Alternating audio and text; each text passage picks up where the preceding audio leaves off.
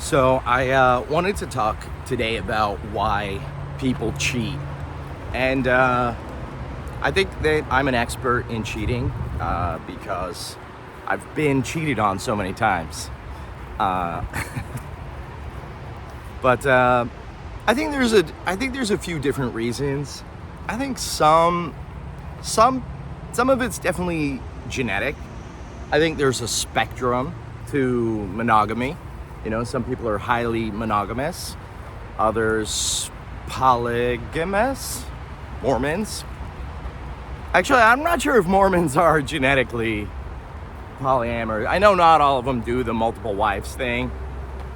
Um, but so there's definitely a genetic component. Then I also think there's a nurture, nature nurture. Like my ex who cheated on me, um, her parents got divorced. It was a really messy divorce, and her mom had some kind of affair. I think it was an emotional affair, but could have been more than that. But when you're a kid and you see your parent doing something like that, even if you justify it, it can become part of your subconscious, your value system or what's acceptable. If you're unhappy in a relationship, then it's okay to stray and look for better options. I think another reason people cheat is I think it's just pragmatism. Like if you're on a sinking ship, and there's another ship nearby, that's doing a great job floating, people will jump, and what you're supposed to do is tell your ship, hey, I think this isn't working out. But some people jump before they communicate, which results in what we call cheating. So people are just cheating before they break up. Oh, you know what?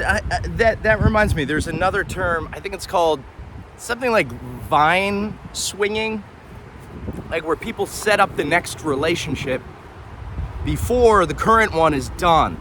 They're like tree swingers or something like that. And I think people like that, the problem is they're afraid to be alone. And also, love is a drug. It's a cocktail of oxytocin and vasopressin and dopamine. So when you go through a breakup, you're literally going through drug withdrawals. It's like when you're trying to wean off an antidepressant. Just something I'm familiar with. Another thing is, some people just don't, they just can't deal with the pain tolerance, or they don't want to. I mean, it's a little selfish.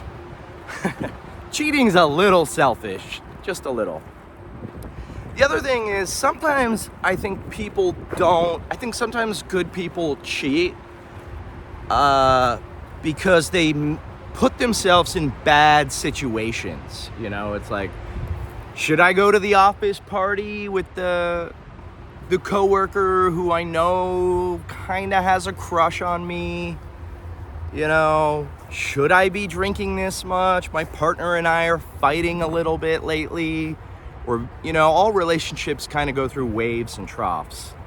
And, but I think sometimes people put themselves in bad situations. That's when you hear that thing like I remember when I got cheated on, she's like, I don't know what to tell you. It just happened, But it didn't, of course it didn't just happen. There's 12 decisions before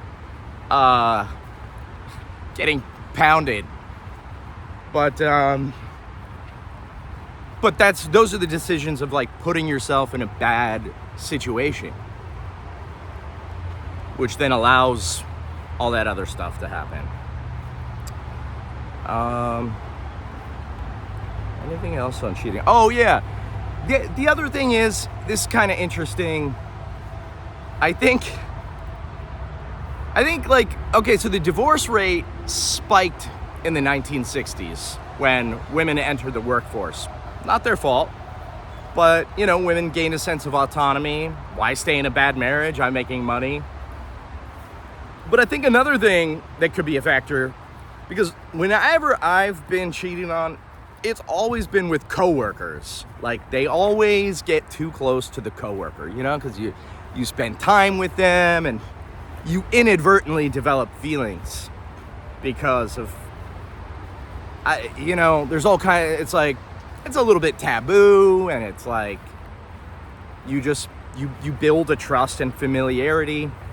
So be aware of coworkers. I don't trust a fucking coworker for the life of me. But then also, if you're in your 30s and you're wearing Ninja Turtle shirts, you'll get cheated on. All right, that's all for today. Good luck out there.